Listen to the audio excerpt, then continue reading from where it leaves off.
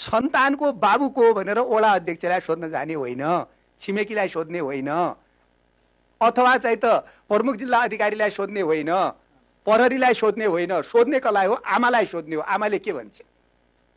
त्यो हो सो घोषणा भनेको।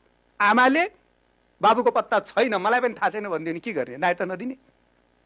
अथवा एकजना विदेशी आएका थिए, मसँग विवाह गरे, यो सन्तान जन्मियो, नेपालमै जन्मेको, नेपालमै बसोबास गरिराखेका छु, फर्केर त्यो मान्छे विदेश गयो, अब मेरो सम्पर्कमा छैन भनेर आमाले भन्छन् भने के गर्ने?